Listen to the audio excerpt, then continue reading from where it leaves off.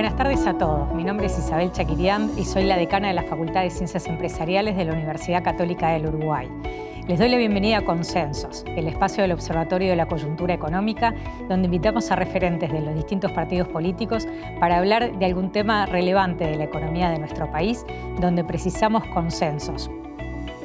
Tengo el gusto de compartir este evento con Javier de Aedo, el director del Observatorio de la Coyuntura Económica. Javier, ¿cómo estás? ¿Qué tal? Bueno, es un gusto este nuevo programa de Consensos. Hace unos meses recordarán que tuvimos un evento de estas características con el tema de primera infancia, con 3 legisladoras. Bueno, hoy tenemos este capítulo nuevo en esta serie de educación. No es un encuentro de especialistas, sino de referentes destacados de los partidos políticos. Vamos a tratar de hablar del futuro para buscar consensos, para construir.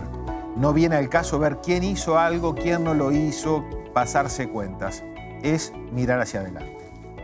Como dice Javier, con esta motivación es que invitamos a 3 políticos referentes de nuestro país para hablar del tema que nos convoca hoy. Tenemos con nosotros al doctor Ope Pasqué, diputado del Partido Colorado. Bienvenido. Al doctor Rodrigo Goñi Reyes, diputado del Partido Nacional. Bienvenido. Hola. Y al contador Pablo Ferreri, ex subsecretario del Ministerio de Economía y Finanzas por el Frente Amplio. Buenas noches, un placer. Y no quería dejar de mencionar también que estamos grabando este programa en el Centro IGNIS, el Centro Audiovisual de la Universidad Católica del Uruguay, y están participando de este programa estudiantes de las licenciaturas en Comunicación e Ingeniería Audiovisual de nuestras carreras de la universidad. Y si hablamos de educación, el punto de partida es bastante claro. Lamentablemente, solo el 43% de los uruguayos de 21 a 23 años termina la enseñanza obligatoria, ya sea el liceo o la UTU. Y esto nos deja muy mal posicionados en América Latina. Los resultados de las pruebas PISA, por otro lado, donde se evalúan aspectos tan importantes como matemáticas, lógica y comprensión de lectura, nos muestran bien en el continente, pero con indicadores estancados o en descenso y por debajo claramente del promedio de la OCDE. Y muestran además una desigualdad mayor que la que surge de la que hay en la distribución del ingreso actual, por lo que cabe inferir que la distribución del ingreso de mañana será peor que la de hoy. De hecho, uno de los últimos números de Nominal, el podcast del Observatorio de la Coyuntura, que también hablaban con Javier, el economista Claudio Zapelli, investigador de la Universidad Católica de Chile, uruguayo, pero que está investigando en Chile en este momento, nos contaba que en un estudio que hizo en Uruguay hace 10 años, vio una preocupante tendencia al estancamiento en los números de estudio aquí en nuestro país. Los estudiantes uruguayos tienen en promedio 2 años menos de estudios que, por ejemplo, países como Chile, y las generaciones que entran al mercado de trabajo tienen menos educación que las que salen. Quiere decir que el capital humano que está trabajando en nuestro país está bajando en su nivel educativo. Y otro destacado economista uruguayo, Adrián Fernández, hace algunas semanas analizó en el semanario Crónicas que los bajos niveles educativos golpean a la población más vulnerable, pero también son un problema para las empresas a la hora de buscar capital humano y a la seguridad social. Exacto. Bueno, ya para arrancar y con nuestros invitados, queríamos preguntarles, quizás un tema que se da mucho también con el tema de la seguridad, ¿no? ¿Esto se arregla con más presupuesto? ¿Es un tema de cantidad, de la inversión que se hace? Rodrigo, por ejemplo. Claramente no. Los números que da Javier son muchísimos más duros cuando empezamos a distinguir los sectores con más carencias, los sectores más pobres de la sociedad. Llegan casi hasta el 90% de estudiantes que no terminan en la edad que tienen que terminar las capacidades mínimas imprescindibles para poder ya no conseguir un trabajo con buena remuneración, conseguir un trabajo.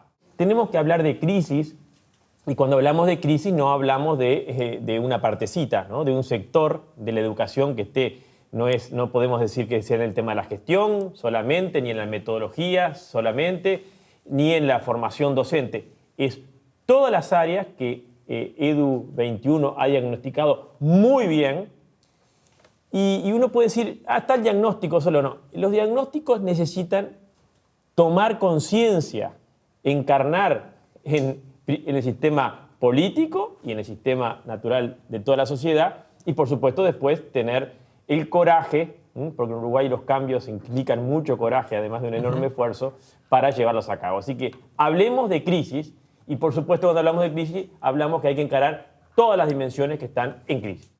Ope, si tuviéramos que financiar mayores necesidades, porque, como decía Isabel, podría ser que también se requiriera más presupuesto, ¿por dónde imaginas que tendría que ir? ¿Ahorros propios del sistema educativo por mejor gestión? ¿Reasignación de recursos desde otros incisos del presupuesto? ¿O nuevos impuestos? ¿Por dónde pensás que habría que ir? Pero vamos por partes. Yo, en primer lugar, entiendo que este no es solamente un problema de recursos. ¿Que se necesitan más recursos? Sí, sin duda.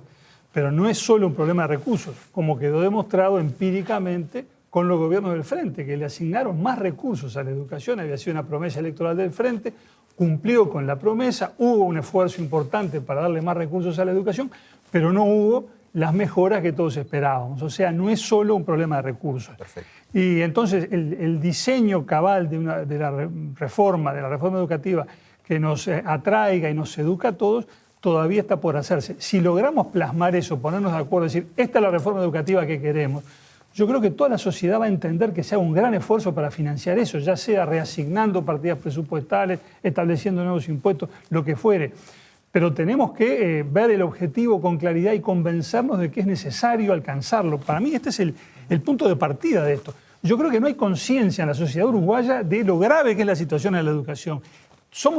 Todavía somos tributarios de aquella idea de que el nuestro es un pueblo educado, que le sacamos ventaja a otros pueblos de América, porque nosotros... No es más así, terminó eso, no es así. Estamos atrasados, estamos muy rezagados y lo más grave de esto es que existe conciencia de lo contrario, de que estamos pasablemente bien.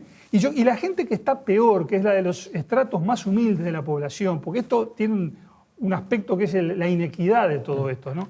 Los que pertenecen a los quintiles de mayores ingresos están mejor que los que están en los quintiles de más bajos ingresos.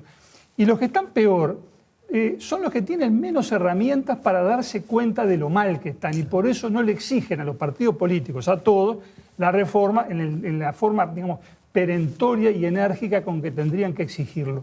Entonces, yo lo veo así. Lo primero es tomar conciencia de la gravedad de la situación. Ahora, si nos ponemos de acuerdo en eso, decimos la reforma es para allá, los recursos van a aparecer, porque no hay causa más importante que esta. Y Pablo, cuando Ope mencionaba la palabra inequidad, ¿no? ¿Dónde tienen que poner foco las políticas públicas? Porque hablamos de educación, hablamos de enseñanza pública. ¿Dónde tienen que poner foco las políticas públicas? Bueno, primero que nada, y bueno, por algo el programa se llama Consensos, tenemos una visión relativamente similar, tanto lo que dijo Rodrigo como lo que dice Ope. Tenemos un problema grave hoy en la educación, yo creo que básicamente en 2 o 3 cosas. En la inequidad, en la calidad y en los niveles de excelencia que tenemos. Nuestra educación no mejora la inequidad del punto de partida y muchas veces incluso la empeora. Sí. Y este es un punto central para el Uruguay del futuro. Ellos son abogados, yo soy contador, me traje algunos números, pero que me ayudaron a darme cuenta de la gravedad de la situación. No solo 4 de cada 10 jóvenes no terminan la educación secundaria, como bien decía Javier, sino que además cuando lo abrimos por niveles de ingreso, eso muestra una brutal inequidad. En el quintil más pobre, en los sectores más pobres, solo 9 de cada 100 la terminan. Y en los sectores más pudientes, 70 de cada 100. O sea que tenemos una inequidad realmente muy, pero muy fuerte. Entonces, si los que menos tienen son los que peores niveles de educación tienen, la mirada hacia el futuro es verdaderamente muy complicada. Y quiero hacer otra precisión para demostrar la gravedad del problema. ¿Nuestro nivel de cobertura entre 15 y 17 años está acorde con el nivel de desarrollo económico del Uruguay? No. La desigualdad en la cobertura educativa, un poco lo que estábamos viendo, ¿está acorde con los niveles de desigualdad del Uruguay? No. Y esto es un problema grave. ¿Por qué? Porque en algún momento, en el largo plazo, esos niveles van a tender a converger. Entonces, o mejoramos los niveles de cobertura de la educación y superamos los problemas de desigualdad que genera la educación, o los niveles de desarrollo y desigualdad de la sociedad, en el largo plazo van a bajar. Entonces tenemos un problema central ahí. Dicha o tratada de expresar la gravedad del problema, la segunda pregunta es si hemos hecho algo. Pertenecemos a partidos políticos que todos han pasado por el gobierno. Y estuve leyendo la tesis doctoral del sociólogo Pablo Meneses, mencionaba, y este es un dato, también de vuelta un número para graficarlo, todos nuestros partidos políticos, en la educación secundaria, llevaron adelante, desde la recuperación de la democracia hasta ahora, 35 reformas. O 35 programas todos esos programas, yo creo que hubo muy buenas intenciones, hubo buenas leyes. Ahora, no hubo una mirada de reforma estructural. Nosotros lo que precisamos es una mirada transversal, sistémica y estructural. Un poco lo decía Rodrigo. Ahora, yendo a la pregunta anterior, que no quiero dejar de hacer algún comentario, claramente el problema de la educación no se soluciona solamente con más recursos. Requiere nuevos programas, nuevas formas de estudiar, qué vamos a enseñar, para qué y cómo lo vamos a enseñar. Requiere una nueva organización de la gobernanza. Requiere tener un sistema de evaluación de la calidad educativa, que Uruguay no tiene un sistema integral de evaluación. Ahora, hay muchas cosas para hacer, además de los recursos. Ahora, sin más recursos, lo demás puede ser inútil. O sea, tenemos que hacer las dos cosas. Bien se decía, hubo en los gobiernos del Frente Amplio una mayor dotación presupuestal. Yo estoy convencido de que los resultados no estuvieron acordes al esfuerzo que la población uruguaya hizo. Dicho esto, creo que, y esta es la discusión central, discúlpenme, queridos colegas, pero al final me termino yendo por deformación profesional. Acá hay una discusión fiscal de primer orden del Uruguay. ¿Por qué? Porque tenemos que hacer todas estas reformas, pero precisamos más recursos. Por poner 2 o 3 datos, hay más o menos unas 1000 escuelas en primaria urbanas. Centros educativos entre liceos y UTUS tenemos cerca de 400. Tenemos un embudo edilicio. El 60% más o menos de los docentes en la educación secundaria están titulados, entre el 60 y el 70. Imaginemos que queremos ir al médico y tenemos un 30% de probabilidades de que quien nos atienda no tiene título. Bueno, estas cosas, los docentes en general en términos relativos, sus salarios, si lo comparamos con profesiones universitarias, son bajos. Entonces tenemos problemas de niveles de remuneración, de insuficiencia edilicia, de la calidad de los docentes. Todo eso requiere recursos. No es una cosa o la otra, son las dos, pero dada esta magnitud presupuestal, yo creo que esa es una discusión central. Requerimos más recursos, y Javier lo planteaba, ¿de dónde los vamos a obtener? Si estamos todos de acuerdo de que este es el problema central del Uruguay, hablo por mí, yo creo que sí, en el largo plazo es el problema central del Uruguay, y hay que empezar a resolverlo ahora, tenemos que discutir qué prioridad fiscal le vamos a dar entre todos, porque también todos venimos de partidos que han gobernado, sabemos que tenemos que tener responsabilidades fiscales. Bueno, no hay, por ejemplo, la propuesta de EDUI 21, que yo creo que es muy buena, tiene la virtud de generar una propuesta integral y transversal, está elaborada por gente de diversas sensibilidades políticas, ese es un mensaje central para lo que estamos hablando. Ahora, cuando uno habla con quienes integran EDUI 21, nos dicen que su propuesta tiene un costo en el entorno de 1,5 puntos del PIB. Bueno, tenemos que dar esa discusión también. Y esa yo creo que en el largo plazo es una discusión de cómo lo vamos a financiar, de dónde. Es central para el Uruguay si entendemos que es un problema. Varios de ustedes se refirieron a EDUI 21. Rodrigo primero se había referido y efectivamente, si yo no recuerdo mal, aquel día en el Palacio Legislativo yo fui y ustedes 3 estaban. Recuerdo perfectamente.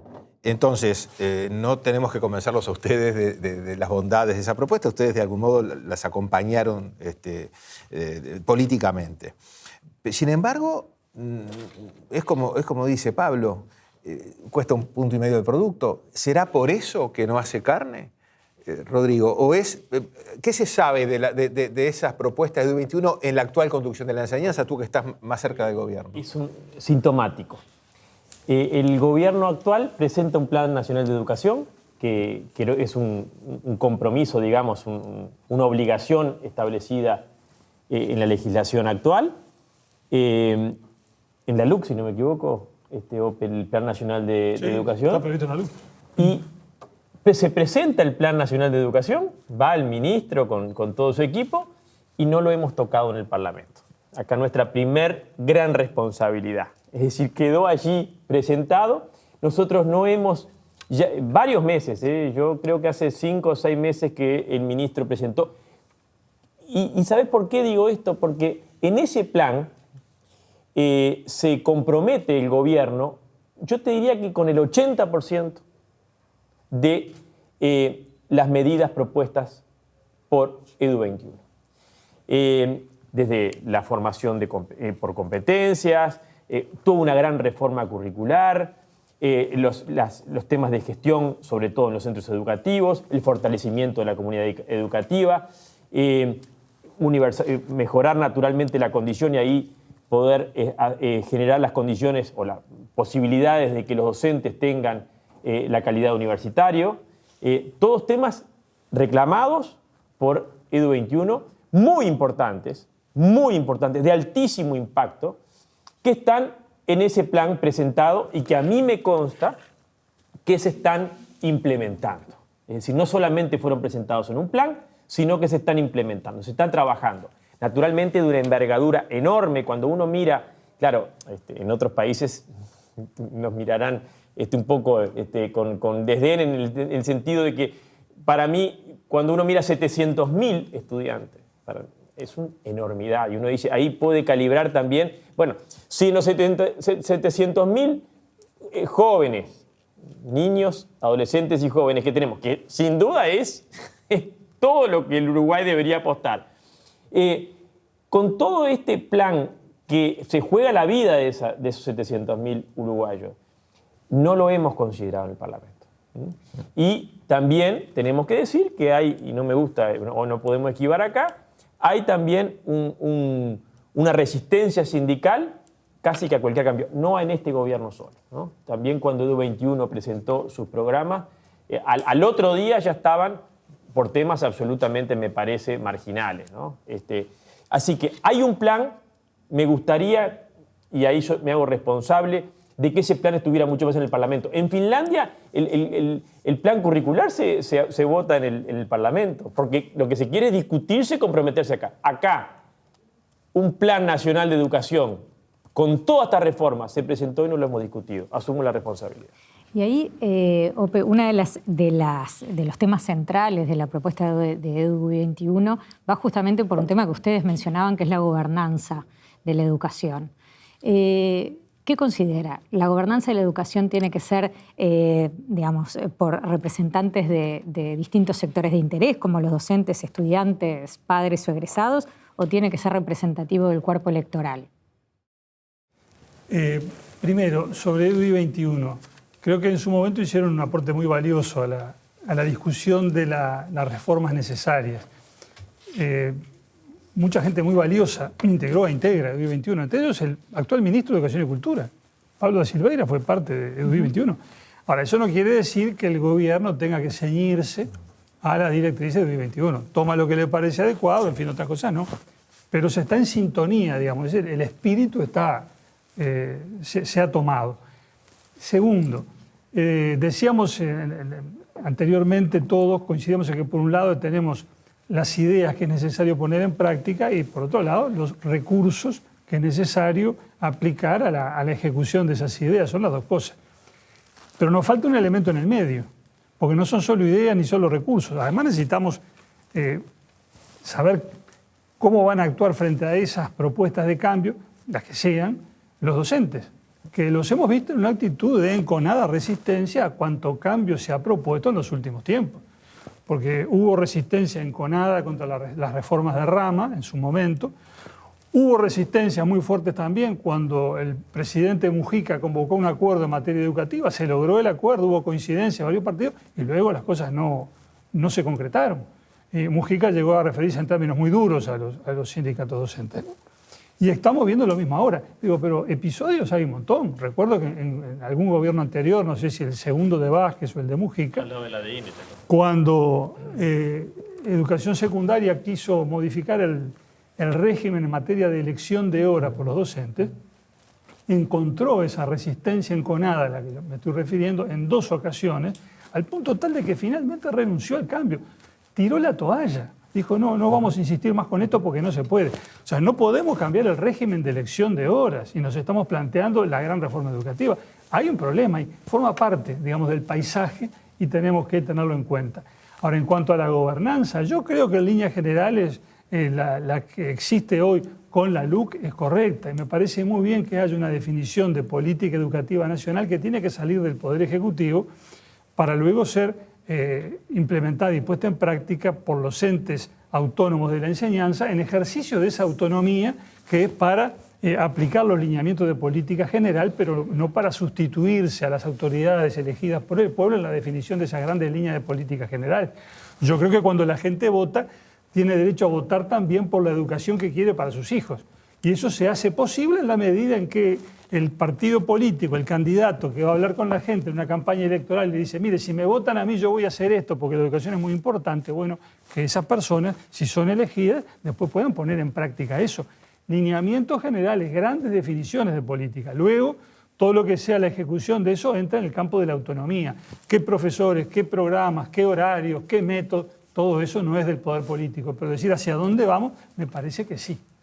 Pablo, uno de los líderes de EDUI 21 fue Juan Pedro Mir, claramente. Y ayer en Twitter él ponía, ¿les parece adecuado un calendario escolar de 180 días? Él aboga por reducir las vacaciones de verano que a veces van de diciembre a marzo. ¿Cómo conciliar educación y cuidados a todos los estudiantes y especialmente para el 40% más desfavorecidos? Se plantea él. Ope hablaba de la asignación de horas. Siempre estamos en la misma vuelta. ¿Tú cómo ves esto? ¿Ves alguna luz al final del túnel? Bueno, yo, por decirlo de alguna manera, al final del día, este es un problema de primer orden y requiere de antes que nada, una importante respuesta política, pero de política con mayúsculas, del sistema político. Y tenemos una responsabilidad importante los políticos.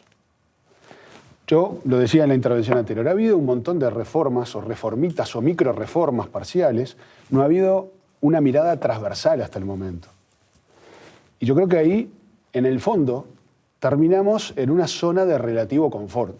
Todos decimos qué horrible, pero abarcar la reforma sistémica es muy complicado, nos hace discutir y pelearnos por un montón de cosas con enconos de un lado y del otro que no conducen y al final entonces terminamos en ese empate conservador de toquemos poco, porque al final del día es una zona de confort.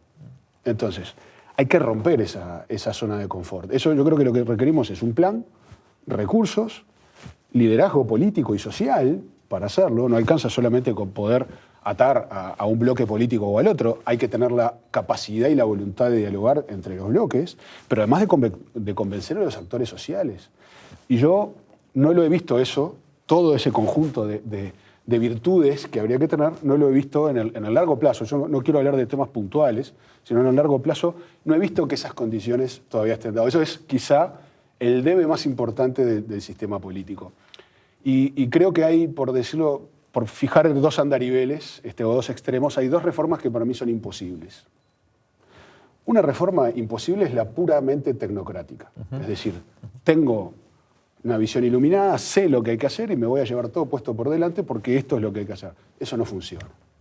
Es más, yo no quiero hacerme el especialista en marketing, pero déjeme ponerle un título a la reforma educativa. Yo creo que es técnicamente sencilla, socialmente hipercompleja y presupuestalmente removedora, por lo que hablábamos anteriormente. Técnicamente sencilla es un juego de palabras, pero creo que cuando uno mira la propuesta de EDUI 21, pero cuando lee otras cosas, EDUI 21 tiene un enorme mérito. No es tremendamente innovador, eso yo creo que es bueno también, recoge un montón de saberes que ya estaban arriba de la mesa. Entonces, más o menos el diagnóstico está. El tema es cómo avanzar en los acuerdos para que eso sea posible.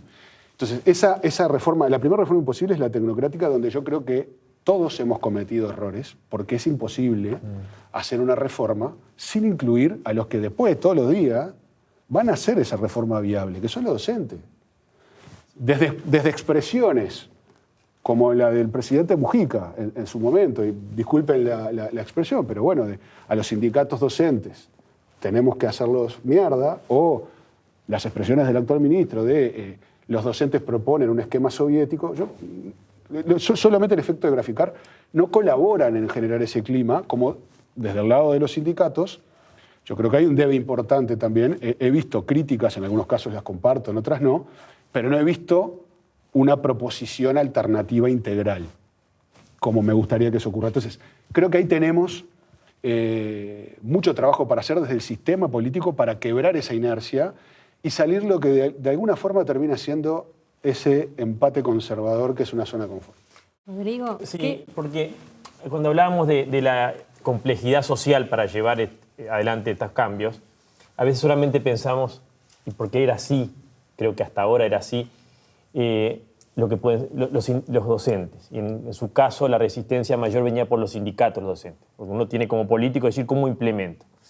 Ahora ha aparecido un actor, por suerte, una vez, después de muchísimo tiempo, que son los padres.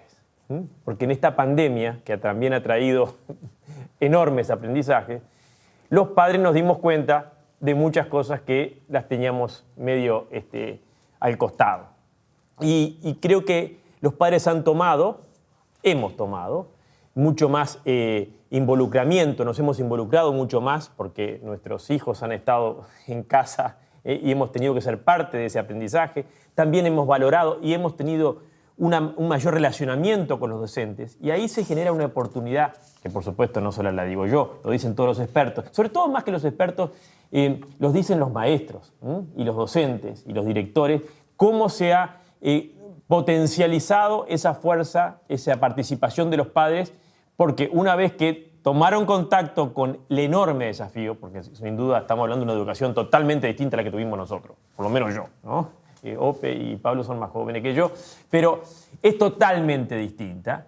Y entonces uno también se asusta a veces y dice, bueno, si tendremos que jugar acá. Así que creo que el rol de los padres, que Edu21 lo dice y el Plan Nacional de Educación lo dice, me parece que es un elemento que nos puede ayudar muchísimo a implementar reformas. Ya vamos a hablar de la pandemia porque creo que amerita un capítulo per se de cómo ha sido la gestión de la educación en la pandemia. Pero volviendo a lo que mencionaba Pablo, ¿qué probabilidad tenemos de tener una reforma educativa en este periodo de gobierno? Bueno, si tiramos la toalla, estamos nosotros condenando no solo a las nuevas generaciones, ni hay que hablar, pero estamos condenando al país a, no digo inviabilidad, porque ya fue una discusión pasada, pero sí a su insostenibilidad, que ahora es un término de moda y creo que Operti lo usa mucho y hace bien. Hablamos de desarrollo sostenible. ¿Y qué desarrollo sostenible vamos a hablar si nosotros no educamos a nuestros 700.000 niños y adolescentes y jóvenes con las mínimas, hoy no lo estamos haciendo con las cifras que hay, no lo estamos haciendo, así que esa resignación no la podemos tener.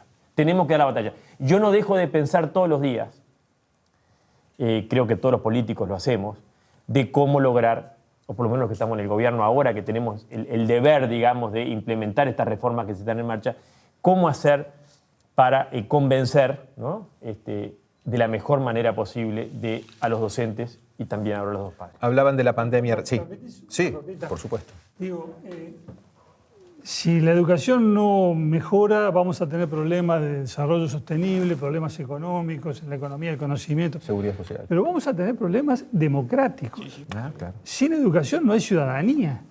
La base de esa democracia uruguaya que nos enorgulleció a todos en las primeras décadas del siglo XX fue la reforma bareliana del siglo anterior.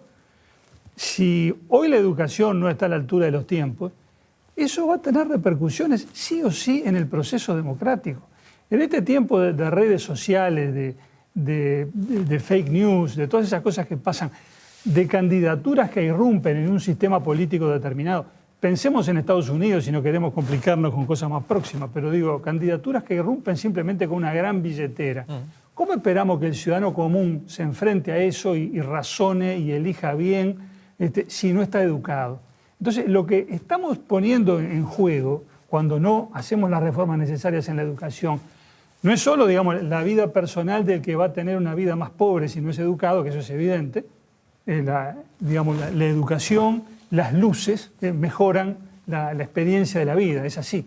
Pero además de eso, tenemos el tema económico, cómo hacemos que la economía funcione de acuerdo con los tiempos si la fuerza de trabajo no está educada, pero además tenemos un problema democrático y en esas cosas nos va la identidad nacional. ¿Qué es Uruguay sin democracia? Hay un tema... Reforzando lo que dice Ope, Sí. le agrego otra dimensión al problema democrático y yo creo que también es central y tiene que ver con las relaciones de poder y la libertad de quienes solo cuentan al final del día con sus saberes y sus habilidades.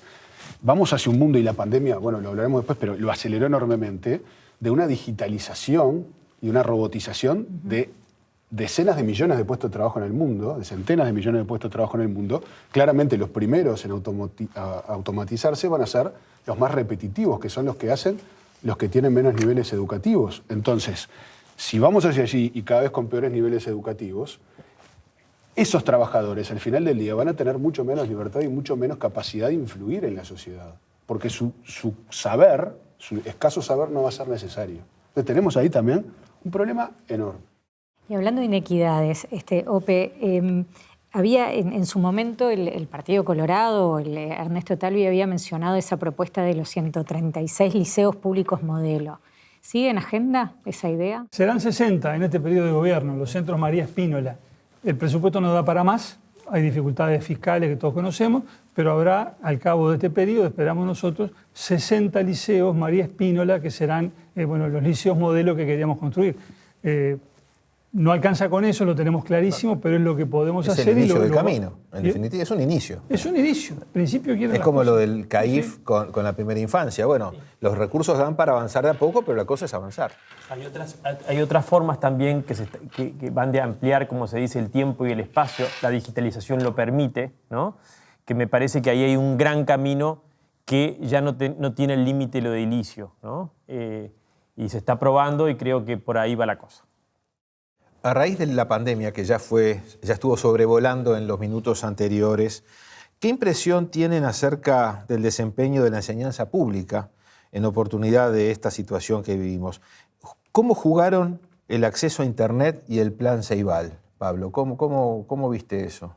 ¿Qué opinión podés tener? Bueno, yo creo que la respuesta fue la que pudo dar el sistema educativo con las herramientas que tenía. Y reitero, porque por el espíritu incluso del programa, yo quiero sobre todo mirar las lecciones para adelante de lo que ahí sacamos. Primero, no, pero perdón, la pregunta la hago pensando en el sí, futuro. Sí. Pero entonces, un poco lo decía Rodrigo, yo creo que la pandemia aceleró la digitalización en un montón de áreas, en la educación también. Eso nos da lecciones. ¿Hay cosas que se pueden hacer de manera telemática, digital? Sí, es una buena noticia, muy buena. Ahora, no es simplemente una clase, ustedes también son docentes, una clase presencial pasarla por la computadora, no es tan fácil, requiere de una nueva forma de dar las clases. Entonces, hay una enorme oportunidad. No todas las carreras y materias se adaptan. Se pueden hacerlo.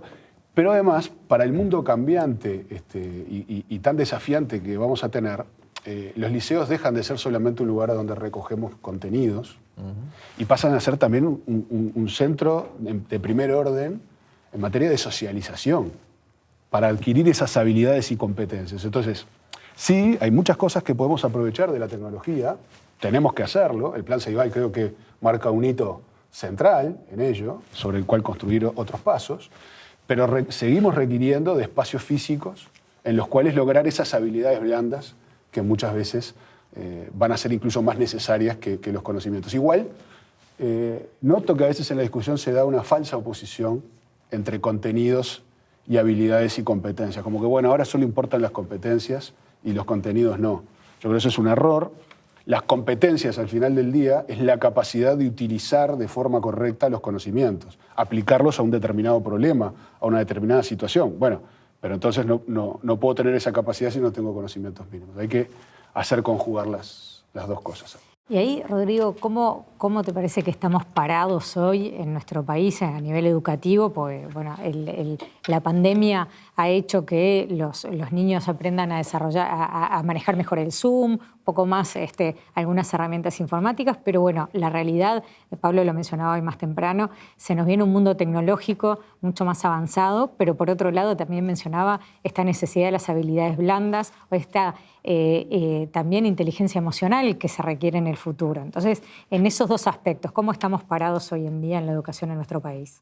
Yo creo que es algo que quizás es por nuestra historia, ¿no? Porque si bien es cierto que nosotros seguimos creyendo mal de que tenemos una formación, una enseñanza, una educación de una calidad superior, hay algo en nuestras personas que yo creo que si se pudiera medir, quizás ya se mide, pero yo me animo a afirmarlo, el uruguayo característicamente tiene una capacidad y una inteligencia emocional muy buena. Creo que viene de toda nuestra historia y ahí capaz que se habla de ADN, digamos, en sentido figurado. Pero creo que estamos bien parados, estamos muy bien parados en la infraestructura, es de nuestras, creo que de los grandes frutos también, los buenos frutos del gobierno anterior. El plan Ceibal, que fue clave y quizás tenía que tener esa historia que estuvo de comienzo así. En Uruguay a veces hay que hacer las cosas por fuera, ¿no? Ahora creo que, porque estaba Maduro, entre otras cosas, se incorporó y se integró al sistema educativo y está dando, según tengo entendido, me han informado, muy buenos resultados. Había que ir ahí, porque el Ceibal, si no estaba en ese clásico choque y conflicto, todavía ahora se integró maravillosamente bien y está dando muchísimo más. El Ceibal tenía mucho más para dar lo que estaba dando porque no se daba esa integración. Creo que ahora se está dando y creo que está dando muy buenos resultados. Y nosotros compartimos, Isabel, una pasión que es el emprendimiento. Y la pandemia también nos despertó ese espíritu emprendedor que el uruguayo estaba en la tía medio dormido. Y es el gran camino. Incluso la educación tiene muchísimo para jugar ahí porque además tiene impacto y tiene resultado, ¿no? En el emprender rápidamente, el adolescente, el joven, tiene resultado práctico y hasta económico de, bueno, tener esas formaciones y esas competencias. Creo que ahí hay un gran camino. Nosotros pudimos aprobar en el periodo pasado la ley de emprendimiento, está dando unos grandes resultados. El 18 tenemos de vuelta el Día del Emprendimiento, ya con muchos pasos dados, y me parece que ahí, también a nivel de educación, que creo que se comprendió que hay que jugar mucho ahí, tenemos un camino enorme por recorrer. Hay una oración que vi los otros días, una expresión muy interesante de Adriana Aristimuño, directora sectorial de Planificación Educativa, que pinta algunas de las cosas que estuvieron recién sobre la mesa. Ella dice: queremos una educación menos contenidista, menos enciclopédica, menos estática, más de acuerdo al mundo actual, con más contenido científico, más contenido digital, más activa, que enganche más a los estudiantes y conecte con su vida real. Y bueno, aparentemente la reforma curricular va a estar vigente en 2023, ¿no? Los ritmos, los tiempos uruguayos. O sea que, de algún modo, esto resume bastante algunas de las cosas que conversamos, ¿verdad? Es decir, pensaba en la introducción mientras leía esto, el abandono, la deserción. ¿Será porque es aburrido lo que se enseña? Porque hoy día vieron cómo son los adolescentes que están volando, en definitiva. ¿Cómo ves esto? Pero sí, recuerdo una encuesta que hizo UNICEF en el año 2011, donde preguntaban a los que habían abandonado los estudios secundarios por qué los habían abandonado. Y el porcentaje mayoritario decía que los había abandonado porque le parecía que no eran interesantes, que no eran relevantes para su vida, que tanto les daba ir al liceo o no ir, que su vida no iba a cambiar por eso. O sea, la educación que se les ofrecía les resultaba a ellos irrelevante. Entonces me parece que si vamos a hacer ahora una renovación de planes y programas, y en eso está el Codicen y Adriana Aristimuño, que viene de EDUI 21 también, sí, no lo olvidemos, sí. Pero me parece que están tratando de enfocar el centro del problema. Yo creo que ahí está el centro de la cuestión. Si logramos hacer una propuesta educativa que resulte atractiva para los jóvenes, los recursos saldrán de abajo de las piedras, pero eso se va a financiar. Digo, es como lo que nos pasa con el impuesto de primaria. Digo, uno podrá rezongar cada vez que paga algún impuesto, pero cuando paga primaria, yo por lo menos lo hago con cierta íntima satisfacción. Bueno, esto está bien, para esto hay que poner. Si mañana encontramos una reforma educativa que a los muchachos les resulte atractiva, que empecemos a encontrar respuestas que vengan de donde tiene que venir, es decir, de los muchachos que tienen que educarse, yo creo que los recursos van a aparecer, pero ese es el centro de la cuestión. No son las disputas por el poder, por la gobernanza, si están en el consejo tal o en el consejo cual. La cuestión es, como dicen los técnicos de EDUI 21, Renato Pert insiste mucho con esto, qué enseñamos y para qué enseñamos, los perfiles de egreso. Si acertamos en eso, que es la gran cuestión, yo creo que todo el país se va a poner detrás de esa reforma. Pero hay que ponerle cascabel al gato. Ahora, Pablo, Ope decía, los recursos van a aparecer. ¿Esos recursos de dónde tienen que aparecer? Claro, como es el contador de la mesa, le tengo que preguntar a él. ¿Pero tienen que aparecer de más impuestos, de ahorros de otras gestiones o de reasignación de gastos de otras áreas? Me haces la pregunta incómoda. No, a ver, yo comparto que esto requiere un consenso muy amplio para poder moverse. Ahora, ese consenso amplio tiene que derivar también en un acuerdo fiscal para poder hacerlo viable. Y comparto la íntima satisfacción. Luis XIV decía que todos iban contentos a morir por Francia en la guerra y nadie iba contento a pagar impuestos. Pero en el caso del impuesto de primaria genera esa íntima satisfacción. Pero es una de Wilson sobre eso, ¿no? Hay mucha gente dispuesta a dar la vida por el Partido Nacional, pero nada menos. pero acá estamos hablando de una magnitud, reitero, diferente. Sí. Yo creo que estamos hablando de que puede ser progresivo en el tiempo, etcétera, pero al final del día, en términos gruesos, estamos hablando en el entorno de 2 puntos del PIB. Y eso es mucha plata. Mucha. Entonces, no es una discusión, por eso yo lo puse hoy dentro de los primeros temas, porque requiere un pacto político muy fuerte. Porque aparte, a diferencia, por ejemplo, de un problema infraestructural, donde podemos decir, bueno, esto se necesita esto y esto, ponemos los recursos y en 2, 3 años la infraestructura está hecha, acá se requiere plata y tiempo. Los resultados no aparecen de un día para el otro. Por eso yo creo que esto no lo va a resolver solamente este gobierno, no lo pudo resolver solamente ninguno de los gobiernos anteriores, desde el retorno de la democracia. Tiene que haber un consenso amplio, porque requiere recursos, requiere tiempo para poder esperar los resultados y que en el medio no haya turbulencias y queramos abandonar y empiece esa zona de campo, de batalla campal. Y para poder aguantar ese tiempo, para sostener eso en el tiempo, hay que tener una amplia espalda política. Y esa amplia espalda política solo se logra con amplios consensos. Y acá voy a usar una frase que no es mía, dentro de las cosas que estuve mirando y leyendo para venir a esta invitación, una frase de Pablo Cayota, que me resultó espectacular. Dice, bueno, hay un montón de temas para ver, pero eso a veces termina dividiéndonos. Entonces, en vez de ir por el máximo común divisor, vayamos por el mínimo común múltiplo. Bueno, hay 4 o 5 cosas grandes que acá hay que hacer acuerdos y sostenerlos en el tiempo.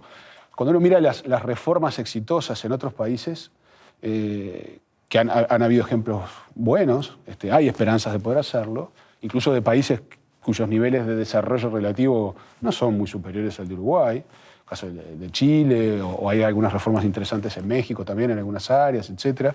No me quiero ir a los países nórdicos, porque bueno, estamos hablando de otra realidad. Pero uno ve que el tema, de alguna forma, logró salirse de la discusión de corto plazo. Tenemos que tener claro que va a demorar varios gobiernos y por suerte en Uruguay hay democracia plena y puede haber alternancia.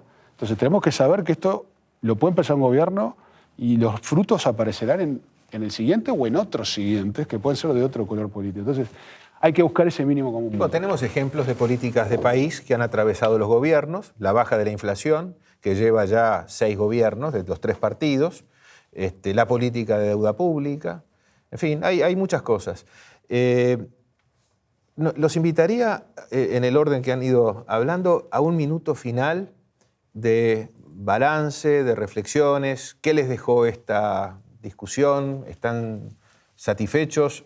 ¿Ven lugar para consensos en educación, en el sistema político?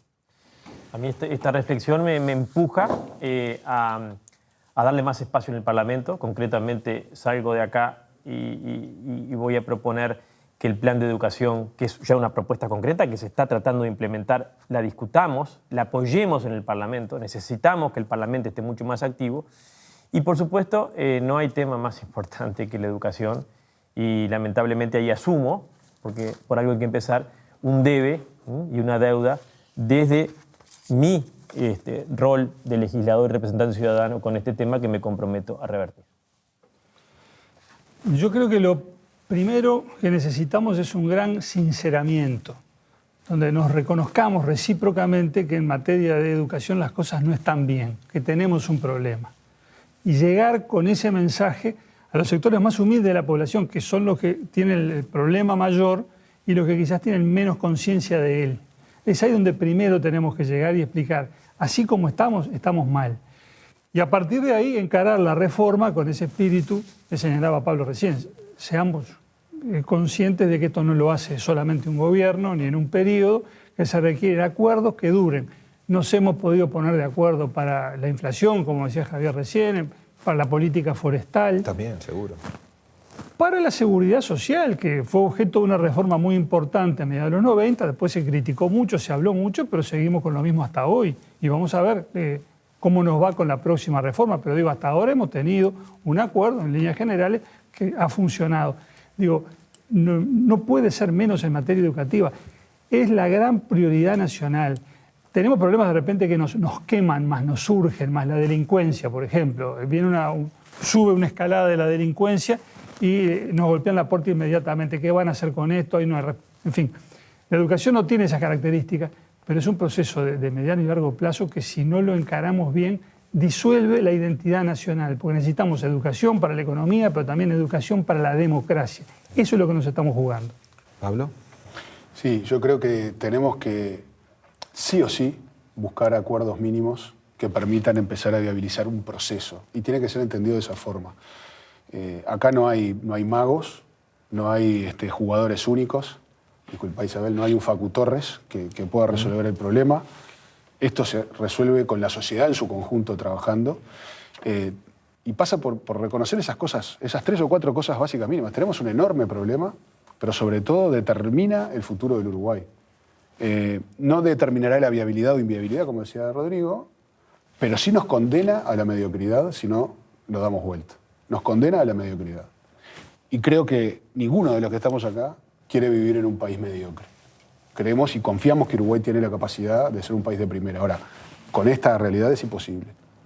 Eso deriva en acuerdos mínimos de qué enseñar, de cómo enseñarlo, para qué, pero también discusiones, como hablábamos, de primer orden social, como es la fiscal. Y bueno, en ese camino tenemos que tratar de avanzar juntos. Nos va la vida en eso. Tan sencillo y tan complejo como poder entenderlo entre todos y por lo tanto lograr que salga de las lógicas y los tironeos diarios. Isabel, ¿cómo viste este consenso? Yo me quedé contento. La verdad que ha sido un enorme placer. Me quedé con un montón de preguntas para hacer, pero obviamente el tiempo es corto y la gente que nos está acompañando del otro lado también sabe que el tiempo es finito.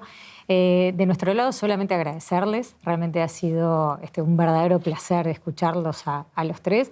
Me anoté acá esas 4 o 5 cosas que mencionaba Pablo, en las que como país nos tenemos que poner de acuerdo para avanzar en el largo plazo y ver el compromiso que están manifestando los tres. Realmente nos deja una luz de esperanza al final de todo esto. Así que de nuestro lado, muchísimas gracias, Javier. Sí, muchas gracias a todos y bueno, y a nuestros televidentes, aunque es por la vía de las redes hoy día, ya no es del canal de televisión. Les decimos que en este año que empezamos con esta experiencia tuvimos estos 2 eventos que mencionábamos antes. Nos vamos a reencontrar el año que viene con una agenda en la que ya estamos trabajando para tener al menos 3 instancias de consensos a lo largo del año. Exacto. Bueno, de nuestro lado, muchísimas gracias. Como decía Javier, nos volvemos a encontrar, esperemos dentro de unos meses, con una próxima edición de Consensos. Muchísimas gracias.